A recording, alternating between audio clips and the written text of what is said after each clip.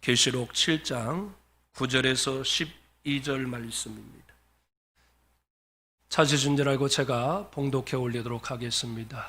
이 일 후에 내가 보니 각 나라와 족속과 백성과 방언에서 아무도 능히 셀 수 없는 큰 무리가 나와 흰 옷을 입고 손에 종려가지를 들고 보좌 앞과 어린 양 앞에 서서 큰 소리로 외쳐 이르되 구원하심이 보좌에 앉으신 우리 하나님과 어린 양에게 있도다 하니 모든 천사가 보좌와 장로들과 네 생물의 주위에서 있다가 보좌 앞에 엎드려 얼굴을 대고 하나님께 경배하여 이르되 아멘. 찬송과 영광과 지혜와 감사와 존귀와 권능과 힘이 우리 하나님께 세세토록 있을지어다. 아멘 하더라. 아멘. 기독교는 은혜의 종교입니다. 우리는 하나님의 긍휼하심과 때를 따라 돕는 은혜를 얻기 위해서 교회에 나옵니다. 그 은혜를 통해서 모든 시험과 어려움을 이겨나가는 것이고 우리가 승리하는 삶을 살게 되는 것입니다. 그런데 은혜의 근원은 하나님의 보좌입니다. 하나님의 보좌에서 모든 좋은 선물의 은혜들이 다 나오게 되는 것입니다. 그러니 은혜를 받으려면 반드시 은혜의 보좌 앞에 나와야 되는 것입니다. 그래서 성경은 우리에게 말씀하는 거예요. 자, 히브리서 4장 16절입니다. 읽읍시다. 시작. 그러므로 우리는 긍휼하심을 받고 때를 따라 돕는 은혜를 얻기 위하여 은혜의 보좌 앞에 담대히 나갈 것이니라. 아멘. 은혜를 얻기 위하여 어떻게? 은혜의 보좌 앞에 담대히 나올 것이라.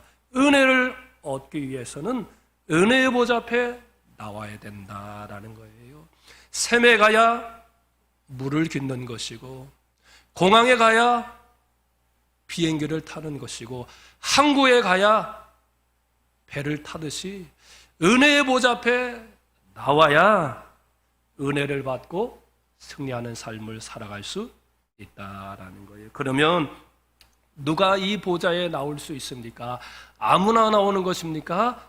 아닙니다. 보좌에 누가 나오는 것입니까? 어린 양 보혈에 그 옷을 희게 한 사람만이 나올 수 있습니다. 즉 예수를 믿고 죄사함 받고 의롭게 된 그 사람만이 은혜의 보좌 앞에 나올 수 있는 것입니다. 그러면 우리가 왜 은혜의 보좌 앞에 왜 나와야 되는 것입니까?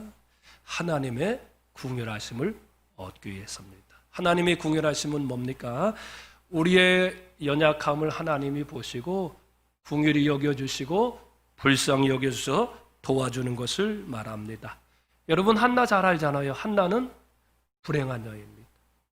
결혼했는데 이것저것 다 해도 애가 안 생기는 거예요. 이 노력 저 노력 다 해도요 애가 생기지 않습니다. 그런데 부인 한 명이 더 들어옵니다. 부인 나가더니 매일 괴롭히니까요 매일 밤 눈물의 밤을 보내는 거예요. 얼마나 인생이 고통스럽습니까? 그러나 그 여인이 하나님 앞에 나가니 하나님이 그 여인을 긍휼히 여겨주시는 거예요. 한나야 얼마나 힘드니 사랑하는 내 딸아 그래 내가 네 마음 다 한다 어루만지면서 하나님께서 그 여인에게 이남 3녀를 허락하시고 귀한 축복의 여인이 되도록 만드신 거예요. 사랑하는 성도 여러분, 우리가 인생을 살아오라면 지치고 힘들고 괴롭고 아픈 일들이 얼마나 많이 있습니까? 고통 속에 눈물 흘릴 때가 얼마나 많이 있습니까? 그때마다 은혜의 보좌에 나가야 될 줄로 믿습니다. 그러면 하나님께서 긍휼히 여겨 하나님이 긍휼히 여겨 주시면 반드시 거기에 기적의 역사, 회복의 역사, 치유 역사가 일어나는 거예요. 그러니 우리는 어떻게 해? 은혜의 보좌 앞에 나가야 되는 거죠. 그리고 우리가 은혜의 보좌 앞에 나가야 되는 이유는 뭡니까? 때를 따라 돕는 하나님의 은혜가 있기 때문에 그렇습니다. 은혜로 구원받는 우리는요, 때를 따라도 오시는 하나님의 그 은혜 없이는 하루도 살 수 없습니다. 가정에, 직장에, 부부 사이에, 가정에, 사업장에, 교회에 걷잡을 수 없는 힘든 일들이 얼마나 많이 있습니까? 내 힘과 내 능으로 안 되는 일이 얼마나 많이 있습니까? 그때마다 우리에게 필요한 것은 때를 따라 돕는 하나님의 은혜가 아니겠습니까? 여러분, 하나님은 전능하시잖아요. 하나님께서 도와주지 못할 상황은 없습니다. 아무리 망하고 깨어지고 넘어지고 실패해도 다시 세워주시고 다시 일으켜주시고 축복해 주십니다. 우리가 탕자같이 아무리 방황하게 살고요, 아무리 더러워졌다 할지라도요, 저 요나와 같이 불순종했다 할지라도요, 하나님은 다시 용서해 주시고 세워주시고 축복해 주시는 거예요. 그러니 우리는 때를 따라 돕는 은혜를 얻기 위해 은혜의 보좌 앞에 단대히 나가야 되는 것입니다. 여러분, 중단하지 말고 포기하지 말고 끊임없이 은혜의 보좌 앞에 나가야 되는 거죠. 16절 나갈 것이니라 라는 것은 현재 분사야 동사형이에요. 그러니까 한 번만 나가는 게 아니라 계속 끊임없이 중단 없이 계속 나가라 라고 성경은 우리에게 말하는 것입니다. 자, 그렇다면 어떻게 해야 이 은혜의 보좌 앞에 나갈 수 있겠습니까? 은혜의 보좌 앞에 나가는 구체적인 방법, 구체적인 길은 무엇이겠습니까? 그것이 바로 예배다라고 성경은 가르쳐 주는 거예요. 우리는요, 예배를 통해 은혜의 보좌 앞에 담대히 나갈 수 있습니다. 성경을 보면 하나님의 보좌라는 말이요, 무려 총 79회나 기록되어 있습니다. 그런데 이 하나님의 보좌라는 표현이 나올 때마다 뭐가 같이 나오느냐 하면 찬양, 경배, 엎드리는 단어가 항상 같이 나오는 거예요.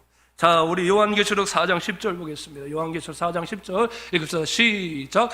24장로들이 보좌에 앉으신 이 앞에 엎드려 세세토록 살아계시는 이에게 경배하고 자기의 관을 보좌 앞에 드리며 이르되 24장로들이 보좌에 앉으신 이 앞에 엎드려 경배한다라는 거. 자, 이 24장로들은 뭘 상징하는 것입니까? 구원받은 사람들을 상징하는 거잖아요. 구원받은 사람들이 보좌에 나가서 뭐 하는 거예요? 경배하고 찬양하고 예배하는 것 아닙니까? 자, 요한계시록 19장 4절 보겠습니다. 19장 19장 4절 읽읍시다. 또 시작. 또 24장로와 네 생물이 엎드려 보좌에 앉으신 하나님께 경배하며 이르되 아멘 할렐루야 하니. 자, 여기는 네 생물이 또 나오네요. 네 생물이 상징하는 게 뭡니까? 천사입니다. 천사들. 자, 구원받은 사람만 아니라 천사들까지 다 보좌 앞에 나가서 하나님께 뭐 하는 거예요? 경배, 찬양, 영광 돌리는 것 아닙니까? 이게 바로 뭐예요? 예배 아닙니까? 예배. 여러분, 예배가 무엇입니까?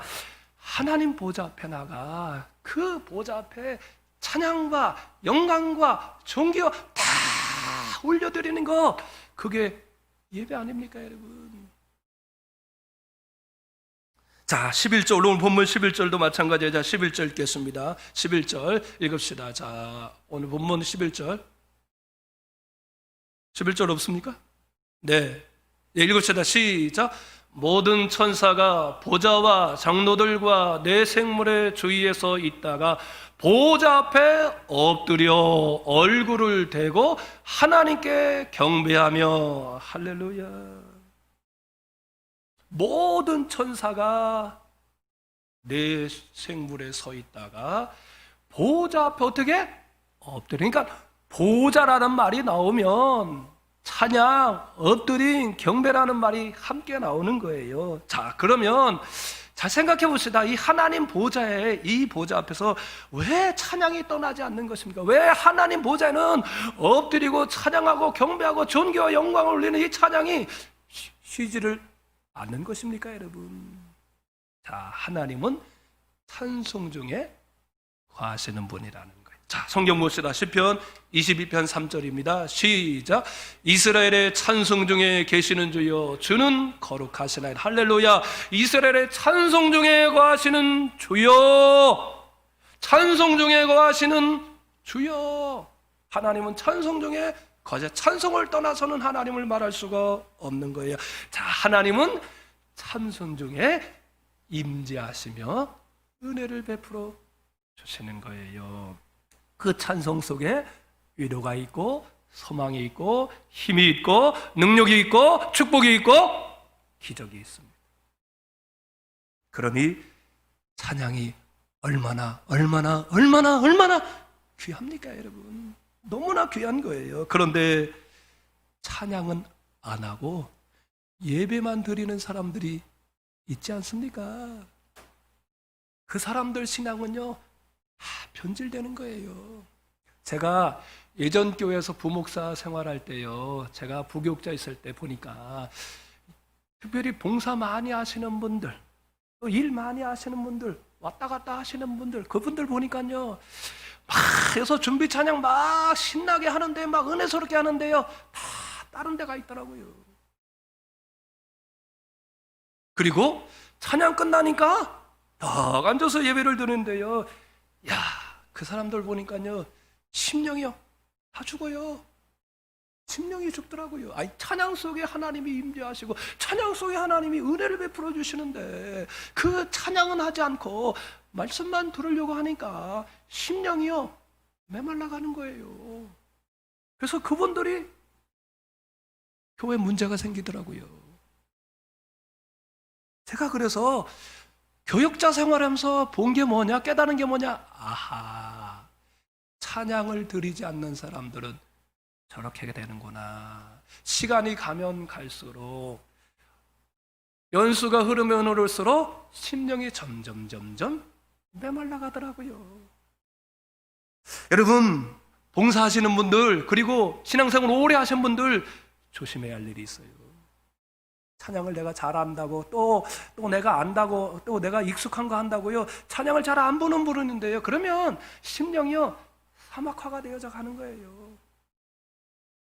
사랑하는 성도 여러분, 찬양 가볍게 여기면 안 돼요.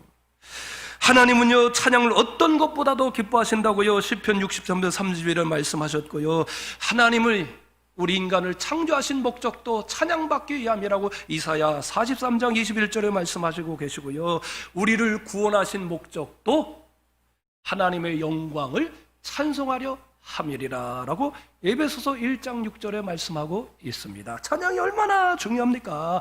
하나님이 우리를 지으신 목적도, 하나님 우리를 구원하신 목적도, 하나님은 찬양 속에 거하시는 것을 좋아하고 다른 어떤 것도 기뻐하니 우리는요, 하나님을요, 세세토록 찬송해야 되는 거예요. 그러니 우리는 예배를 통해 찬송을 부르며 그 은혜 보좌 앞에 나가야 되는 거예요, 여러분.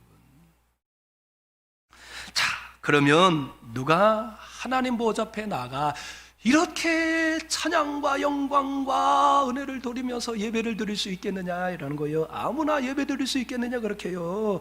아니라는 거예요. 본문 9절에 보니까 이 천상의 모습 우리를 통해 우리 가르쳐 주는 거예요. 본문 9절에 보니까 여러분, 흰 옷을 입은 능히 셀 수 없는 큰 물이 그 사람들이 찬양하고 예배할 수 있다라고 말하는 거예요. 자, 9절 보겠습니다. 9절 읽읍시다. 시작. 이 일 후에 내가 보니 각 나라와 족속과 백성과 방언에서 아무도 능히 셀 수 없는 큰 무리가 나와 흰 옷을 입고 손에 종려가지를 들고 보좌 앞과 어린 양 앞에 서서, 자, 여기 보니까 아무도 능히 셀 수 없는 큰 무리가 보좌 앞에 나와서 어린 양과 하나님 앞에 예배하고 찬송한다라고 말씀하고 있지 않습니까? 자, 그러면 여기 셀 수 없는 큰 무리, 각 나라와 족속과 방언과, 여기서 나온 이 큰 무리는 누구를 말하는 것입니까, 여러분? 어떤 사람을 말하는 것입니까? 그 해답이 14절에 있습니다. 자, 14절 보겠습니다. 내가 말하기를 내 주여 당신이 아시나이다 하니 그가 나에게 이르되 이는 큰 환난에서 나오는 자들인데 어린 양의 피에 그 옷을 씻어 희게 하였느니라. 이 큰 무리는 바로 큰 환난에서 나오는 자로서 어린 양의 보혈의 피로 말미암아 그 옷이 희게 된 사람들이다. 다시 말하면 뭐예요? 예수를 구주로 믿고 제사함 받아 의롭게 된 하나님의 자녀들을 말하는 것입니다. 그런데 4절을 보면 이들의 숫자가 14만 4천이라고 말씀하고 있습니다. 자, 4절 보겠습니다. 자, 시작. 내가 인침을 받은 자의 수를 들으니 이스라엘 자손의 각 지파 중에서 인침을 받은 자들이 14만 4천이니 14만 4천은 구원받은 사람들을 말하는데 이 숫자는 상징적인 숫자입니다. 그런데 일부 이단에서 이것을 문자적으로 해석해서 14만 4천이 틀에 들어가야 된다. 14만 4천이 들어가면 그래서 막 했어요. 그래서 14만 4천이 차면 1000년 동안 왕노릇한다. 여기에 미혹되어 신천지에 빠진 사람들이 얼마나 많이 있습니까? 아니 14만 4천이 넘으니까 뭐랍니까? 또 딴소리 하는 거잖아요. 속으면 안 돼. 이 14만 4천은 상징적인 숫자의 큰 무리를 말하는 거예요. 여러분, 하나님 보좌 앞에 나가 누가 찬양하면 누가 예배할 수 있겠습니까? 바로 각 나라와 각 족속과 각 방언에서 나온 사람, 능히 셀 수 없는 큰 무리, 이 무리 아닙니까? 이 무리는 누굽니까? 어린 양의 보혈로 그 옷을 희게 한 자들 아닙니까? 자, 이 사람들이 누굽니까? 그 사람들이 바로 저와 여러분인 줄 믿습니다, 여러분. 아무나 예배할 수 있는 게 아닌 거예요. 아무나 하나님 보좌 앞에 나가 찬양할 수 있는 게 아닌 거예요. 구원받은 사람만, 이 사람들만 찬양할 수 있는 거예요. 이 은혜를 우리가 이 축복을 받았으니 얼마나 감사합니까? 자, 그러면 예배의 대상은 누굽니까? 하나님과 어린 양 아닙니까? 자, 10절 보겠습니다. 10절. 자, 예배의 대상이 누구니까? 자, 10절 시작. 큰 소리로 외쳐 이르되 구원하심이 보좌에 앉으신 우리 하나님과 어린 양에게 있도다. 자, 천상에서 예배를 드리는데요, 그 예배의 대상은 누구냐면 하나님과 어린 양인 거예요. 우리의 예배는요, 우리의 예배의 대상은 누굽니까? 나를 사망에서, 나를 죽음에서 건져주신 바로 그 하나님인 거예요. 그 하나님만이 우리의 예배의 대상인 거예요. 우리는 세상을 예배해서는 안 됩니다. 우상을 경배해서도 안 됩니다. 어느 사람을 찬양해서도 안 됩니다. 그래야 하나님께서 영광 받으시고요, 찬양하는 사람들이 은혜를 받고요, 환경이 큰 복을 받는 거예요. 예배를 받아서는 안 될 자에게 경배를 하면 사람도 망하고 환경도 망하고 복을 받지 못하는 거예요. 북한 보십시오. 김씨 일가가 그 하나님 자리를 다 차지하고 있는 건 아닙니까? 김씨 일가가 경배받고 김씨 일가가 찬양받고 김씨 일가가, 여러분 결국 어떻게 됩니까? 사람도 망하고요, 환경도 복을 받지 못하잖아요. 굶어 죽는 사람들이 얼마나 많이 있습니까? 우리의 예배의 대상은 오직 하나님 한 분인 줄로 믿습니다. 그 주님만 찬양하고 예배하는 여러분이 될 수 있기를 주의 이름으로 축원합니다. 그런데요, 오늘날 잘 보세요. 오늘날 예배를 잘 보세요. 나를 위한 예배를 드리는 사람들이 얼마나 많이 있습니까? 나를 위한 예배가 되면 안 돼요. 아브라함은요, 어디를 가든지 여호와를 위하여 제사를 드렸다라고 말씀합니다. 창세기 13장 8절 보겠습니다. 자, 아브라함이 왜 이렇게 복을 받았느냐라는 거, 가는 곳마다 환경이 왜 이렇게 복을 받았느냐라는 거예요. 자, 읽읍시다. 시작. 여호와를 위하여 제단을 쌓았더라. 나를 위하여 제단을 쌓는 게, 내 복을 위하여 제단을 쌓는 게 아니라 여호와를 위하여, 여호와의 이름을 위하여, 여호와의 영광을 위하여 예배를 드렸다. 누가? 아브라함이요. 그런데 오늘날 많은 사람이요, 나 중심의 예배를 드리는 거예요, 여러분. 찬양도요, 나 중심이에요. 내가 모르면요, 내가 은혜가 안 되면요, 은혜 안 된다고 그래요, 여러분. 나 중심인 거예요. 설교도요, 시험 드는 사람들이 있어요.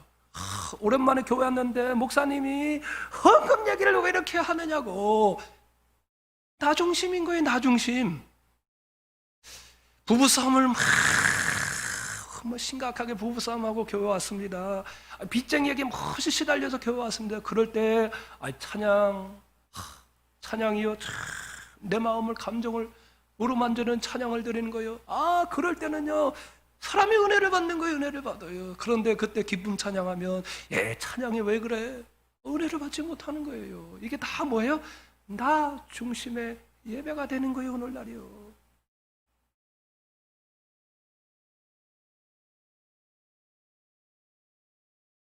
여러분, 예배는요, 나 중심의 예배가 되면 안 돼. 내 감정 중심의 예배가 되면 안 됩니다. 하나님이 우리의 예배의 대상인 거예요. 오늘날 환경이 왜 이렇게 삭막해지는 것입니까? 여러분, 예배가 하나님만 예배, 나를 구원하시고 나를 새롭게 만들어주신, 나를 죄악에서 건져주신 구원하심이 저 보좌에 있고 그 보좌에 앉으신 하나님과 어린 양만 우리의 예배의 대상이 되는 거예요. 사람 보고 예배하면 안 돼요. 사랑하는 성도 여러분, 하나님만이 우리의 예배의 대상인 줄 믿습니다. 여러분, 잊어버리면 안 돼요. 이 예배가 회복할 때 하나님 여기 임재하고요, 어마어마한 은혜를 주시는 거라니까요. 그리고요, 이 하나님 보좌에는요, 특이한 점이 하나가 있는데요, 바퀴가 있다는 거예요. 바퀴. 하나님이요, 눈을 확 열어줘갖고요, 다니엘의 영적인 눈을 열어주고요, 사도 요한의 눈을 열어주시고요, 에스겔의 눈을 확 열어줘갖고요, 천상의 세계를 다 보게 만들어 주셨습니다. 그런데 그 사람들이 천상을 보면서 기록한 성경을 보면 그 하나님 보좌의 특징이 있는데 뭐가 있느냐면 바퀴가 있다는 거예요. 바퀴. 자, 다니엘 7장 9절입니다. 다니엘 7장 읽읍시다. 시작. 그의 보좌는 불꽃이요 그의 바퀴는 타오르는 불이며, 그의 바퀴가 있다는 거예요. 자, 에스겔 1장 15절에서 20절 말씀입니다. 자, 읽읍시다. 시작. 내가 그 생물들이 뭐예요? 천사잖아요. 천사. 저 생물들을 보니 그 생물들 곁에 있는 땅 위에는 바퀴가 있는데 이 천사들에게도 지금 뭐 있는 거예요? 바퀴가 있는데, 자, 읽읍시다. 그 생물들이 갈 때에 바퀴들도 그 곁에서 가고, 그 생물들이 땅에서 들릴 때에 바퀴들도 들려서 영이 어떤 쪽으로 가라면 생물들도 영이 가려 하는 곳으로 가고, 바퀴들도 그 곁에서 들리니 이는 생물의 영이 그 바퀴들 가운데 있습니다. 하나님의 영이 이리 가라라면 천사들이 바퀴로 움직인다는 거예요. 이게 무슨 뜻입니까? 이거 무엇을 상징하는 것입니까, 여러분? 하나님 보좌가 고정되어 있는 것이지만, 우리가 알지 못하는 저 멀리 고정되어 있는 것이지만, 때로는 시간과 공간을 초월해서 우리 가운데 여기서 보좌를 펴신다는 거예요, 여러분. 그걸 상징적으로 가르쳐 주는 거예요, 이 바퀴가. 좀 더 쉽게 말하면, 자, 우리가 시간과 공간의 구애를 받지 않고 어디서나 언제나 하나님 보좌 앞에 나아가 찬송과 예배를 드리면 그곳에 하나님의 영이 임재하신다는 거예요. 하나님의 영이 임재하시면요, 하나님이 부리는 천사들 다 같이 오고요, 그 생물들도 함께 움직이면서 이 보좌 앞에서 그 천사들도 하나님께 다 찬양하고 영광 돌리는 것이고, 그때 하나님은요, 시간과 공간을 초월해서 주의 보좌를 여기에 쫙 펴시고요, 자정하사 우리의 예배와 찬양을 받으시는 거예요. 그리고 그곳에 하나님의 영광이 가득하고 하나님 임재가 가득하고 놀라운 하나님의 은혜를 베풀어 주시는 거예요. 그래서 예수님은 사마리아 성인이 여기서 예배합니까? 저기서 예배합니까? 얘기할 때 예수님 뭐라고 그랬어요? 하나님은 영이시니 예배하는 자가 영과 진리로 예배할지니라 말씀해 주신 거예요. 사랑하는 성도 여러분, 예배는 장소의 문제가 아닌 거죠. 예배는 어디서 드리냐가 중요한 게 아닌가. 물론 현장 예배가 중요하죠, 여러분. 현장 예배가 중요하잖아요. 하지만 어디서든지 다 예배를 드릴 수 있다는 거예요. 우리가 거기서 정말 영과 진리로 예배하면 하나님이 거기서 보좌를 쫙 펴시고 천사들도 거기 다 동원돼서 천사들도 거기서 찬양과 영광을 하나님께 올려드리는 것이고, 그리고 우리가 거기서 신령과 진정으로 예배하면 그것에 하나님이 임재하여 주셔서 당신의 임재하심, 당신의 영광을 막 드러내면서 사람들은 감동을 받는 것이고 하늘의 은혜를 받게 되는 거예요. 그러므로요, 사람이 아무리 많이 모였어도요, 하나님의 임재가 없는 예배는 예배가 아닌 거예요. 사람이요, 두 사람이 모였다 할지라도요, 하나님의 임재가 있다면 그 예배가 참 예배가 되는 거예요. 예배는 반드시 하나님의 임재가 있어야 되는 거예요. 그래서 이런 말을 하는 거예요. 현장감이 있어야 된다고요, 여러분. 예배에 현장감이 있어야 된다고요. 그런 교회는요, 팬데믹 속에서도 하나님의 날마다 세워주시는 거예요. 그런 가정 하나님의 날마다 세워주시는 거예요. 그런 예배를 우리 모두 다 회복해야 될 줄로 믿습니다, 여러분. 사랑하는 성도 여러분, 예배가 무너지면 다 무너지는 거예요. 보세요. 코로나로 말미암아 우리가 예배가 많이 무너졌잖아요. 예배가 무너지니까 어떡합니까? 다른 것도 다 무너져요. 교회 가치, 교회 존엄성도 무너지는 거고요. 요즘 여러분 다 얘기잖아요. 요즘 이 부부관계가 더 많이 안 좋아졌다고, 더 많이 싸운다고 그러잖아요. 아니, 가정에서 있으면 더 화합이 되고 더 좋아져야 되는데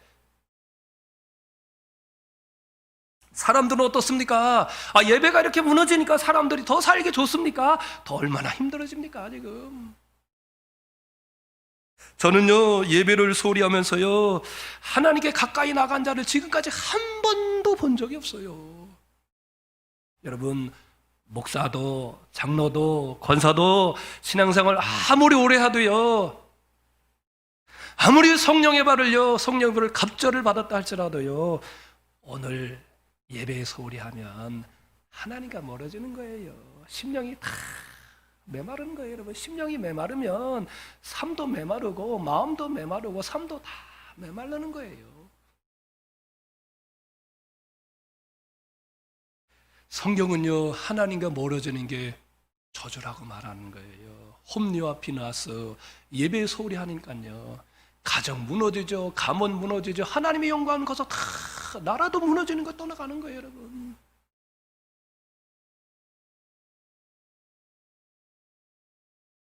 무너진 것을 회복하는 것은 예배예요, 예배. 예배가 살면 무너졌던 내 심령이요, 다시 살아난 거 회복되는 거예요. 느헤미야 3장에 보면요, 자기 조국 예루살렘이 다 해파되고 무너지고 다 불타버렸다는 소식을 듣고 이 느헤미야가요, 예루살렘으로 돌아와서 가장 먼저 건축한 것이 북쪽에 있는 양문임을 가르쳐주고 있어요. 왜? 느헤미야가 가장 먼저 제사와 관련된 양의 문을 먼저 건축한 것입니까? 다른 문을 먼저 건축하면 안 됩니까? 왜 굳이 양의 문을 먼저 건축하는 것입니까? 여기에는 이유가 있는 거예요. 그것은 예루살렘의 진정한 회복과 행복은 제일 먼저 예배의 시작으로부터 예배의 회복으로부터 시작된다는 것을 그는 너무나 절실히 깨닫고 있었죠. 예배 회복 없이는 무너진 예루살렘은 절대 회복될 수가 없는구나. 그래서 가장 먼저 제사와 관련된 양해문 그 양해문을 먼저 건축한 거예요. 그리고 성경은 느헤미야 3장 1절에 보면 그 성문 먼저 건축했다고 말씀하고 있고요. 사랑하는 성도들, 혹 여러분 가운데 신앙의 문이 무너져 내린 분이 있습니까? 자녀에 대한 기대의 문이 무너진 분이 계십니까? 남편으로서, 아버지로서 권위를 상실한 분이 계십니까? 직장에서 내 위치를 상실한 분이 계십니까? 경제가 무너졌습니까? 건강이 무너졌습니까? 무엇인가 잘 풀리지 않는 분이 있습니까? 예배를 회복해야 될 줄로 믿습니다, 여러분. 예배 회복. 다윗은요, 하루아침에요, 아들 압살롬으로 말미암아 모든 걸 다 잃어버렸어요. 왕권 잃어버리고요, 민심 잃어버리고요, 다 잃어버렸어요. 지금까지 쌓아올린 것 모든 것 한순간에 다 사라져버렸어요. 그때 다윗이 하나님께 구한 것이 무엇입니까? 생명 구했습니까? 안전 구했습니까? 왕권 회복 구했습니까? 아닙니다, 여러분. 예배예요. 자, 성경 봅시다. 시편 27편 4절입니다. 자, 읽읍시다. 시작. 내가 여호와께 바라는 것 한 가지 일, 그것을 구하리니 곧 내가 내 평생에 여호와의 집에 살면서 여호와의 아름다움을 바라보며 그의 성전에서 사모하는 그것이라. 할렐루야. 하나님, 지금 막 다른 걸 다 잃어버렸어요. 지금 막 맨발로 지금 아들에게 쫓겨서 도망치는 신세가 되지 않았습니까? 그런 상황 가도 지금 하나님, 나에겐 단 하나 소원이 있습니다. 단 하나 소원, 내가 이루고 싶은 소원은 딱 한 가지입니다. 이 한 가지는 바로 내 평생 여호와의 집에 살면서 여호와의 아름다움을 바라보는 것입니다. 무엇을 구하는 거예요? 예배 구하는 거잖아요. 예배. 지금 예루살렘 성에서 예배를 드릴 수 없어서 쫓겨나서 지금 나는 예배 드리고 싶다. 예배를 사모하는 것 아닙니까? 여러분, 현실적으로 지금 다윗에게 필요한 것이 무엇입니까? 지금 필요한 것은 바로 백성의 마음을 자신에게로 돌이키는 것 아닙니까? 잃었던 지금 왕의 권세, 그 왕의 권세, 이 쿠데타를 완전히 정복하고 왕권을 회복하는 일 아닙니까? 자기의 생명을 안전하게 보호하는 것 아닙니까? 이게 지금 현실적으로 필요한 것 아닙니까? 하지만 다윗은 그걸 구하지 않는 거예요. 오직 한 가지, 예배 구하는 거예요. 예배. 왜 그렇습니까? 그 이유가 무엇 때문입니까? 예배가 회복되면 모든 것이 회복될 수 있다는 확신, 믿음을 가졌기 때문이죠. 내 예배가 회복되어지면 떠났던 백성들의 마음도 다시 다 돌아올 것이고, 내 예배가 회복이 되어지면 잃어버린 왕정도 다 회복될 것이고, 이 예배가 회복되면 내 이 안전, 내 모든 안전 다 회복될 것이라는 것을 알죠. 그래서 오직 한 가지, 하나님 전에 나아가 예배 드릴 수 있는 것, 그 한 가지를 구하는 것. 그 결과 어떻게 됐습니까? 정말 예배를 사모하는 그 다시 돌아오게 되어지고, 그가 잃었던 모든 거 다 회복이 되어지고, 늘도록 존귀하고 부귀하고 살다가 천국 간 것 아닙니까, 여러분? 사랑하는 성도 여러분, 예배가 무너지면 모든 것 다 무너지는 거예요. 우리가 코로나 전에는요, 교회에서 함께 모여서 예배를 드리지 않았습니까? 하지만 코로나의 재난 앞에, 위기 앞에, 여러분 2.5단계라는 이 위기 앞에 사람들이 대부분 교회 나오지 못하고 온라인 예배를 드리고 있습니다. 온라인 예배가 길어질수록 목회자의 고민도 깊어지고 있습니다. 여러분, 이 코로나 위기가 다 끝난 후에도 우리가 온전한 예배를 해주고 회복하지 못하고 힘을 잃어버리는 것은 아닐까? 이런 걱정과 염려 때문에 잠을 자지 못하는 거예요. 이런 고민을 하다가요, 어떻게 할까? 늦은 비 3일 기도회를 하자. 이 기회들을 통해서 교회도 사랑하고 예배 회복을 위해서 부르짖자. 나오지 못한 성도들 위해서 이름 부르면서 우리가 함께 같이 기도하자. 그래서 교회 사랑 예배 회복주의를 우리가 계획한 것 아닙니까? 사랑하는 성도 여러분, 우리가 지금 키워갈 게 뭐예요? 우리가 가질 게 뭐예요? 예배 사모하고 교회 사랑하는 이 마음.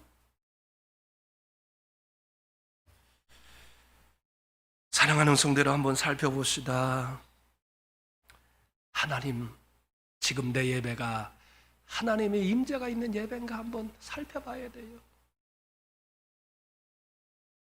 오늘 내 예배가 정말 찬양을, 정말 내 중심을 갖고 하나님을 찬양하고 영원, 내 사망에서 건져주신 내 주님, 죽음에서 건져주신 주님, 그 주님 어린 양을 향하여 하나님께 예배의 대상이 돼서 그 하나님께 온 마음을 다하여 경배하고 있는가 돌아봐야 되는 거예요.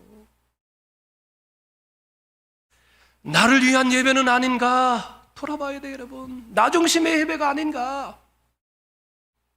오직 하나님만을 찬양하고 하나님께 모든 존귀와 영광을 드리며 우리가 예배로 은혜의 보좌 앞에 나갈 때 하나님이 거기에 임재하여 주셔서 우리의 잃은 것, 무너진 모든 것 회복시키는 그 은혜를 베풀어 주실 줄로 믿습니다. 예배의 성공자들이 되길 주의 이름으로 축원합니다. 할렐루야. 우리 함께 같이 찬송 부르겠습니다.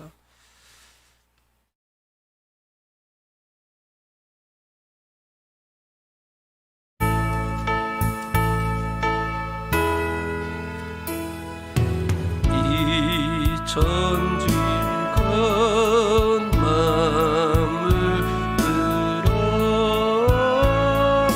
복 주시는 주 여호와 전능성부 성자 성령 찬송하고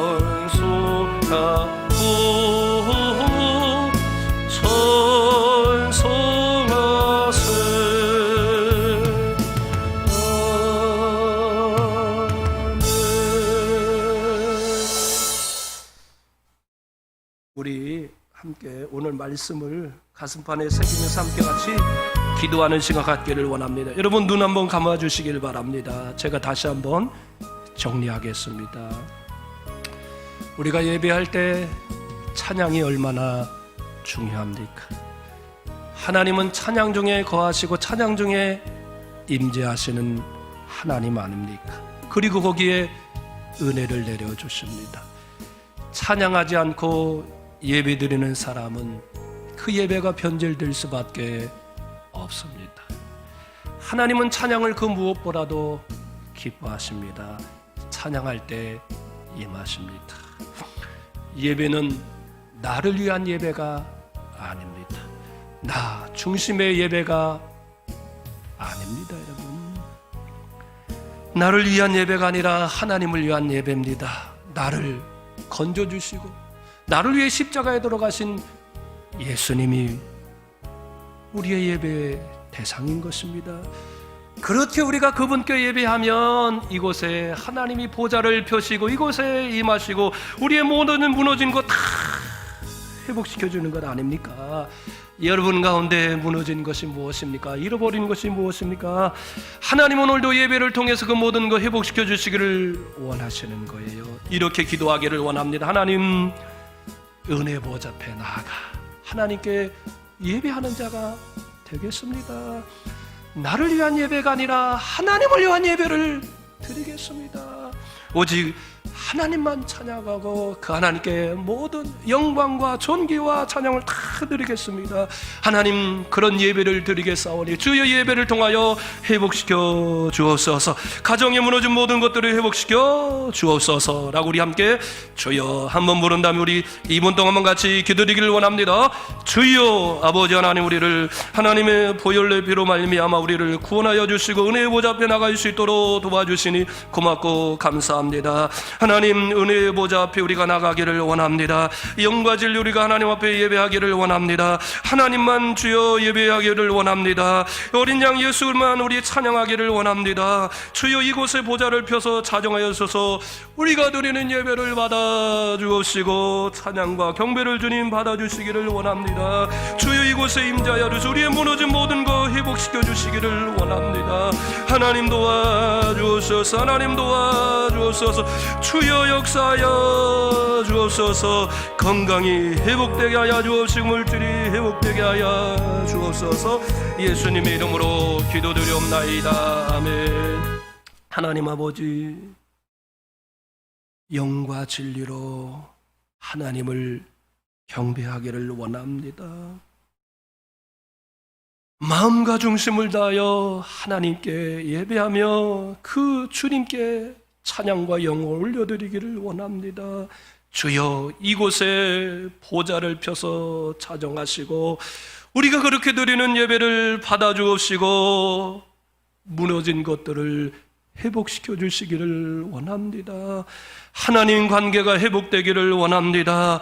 우리의 가정이 회복되기를 원합니다. 부부 관계가 회복되기를 원합니다. 건강이 회복되기를 원합니다. 물질이 회복되기를 원합니다. 교회가 회복되기를 원합니다. 이 대한민국의 주의 회복되기를 원합니다. 이제는 우리 주 예수 그리스도의 은혜와 하나님의 무한하신 사랑하심과 이 세상에 홀로 두지 아니하시고 항상 내주하셔서 감동하시고 주시는 성령님의 그 놀라운 역사하심이 오늘도 은혜의 보좌 앞에 나아가 예배드림으로 무너진 것들을 회복하기를 원하는 모든 성도들 위해 이제부터 영원까지 함께하기를 축원하옵나이다. 아멘.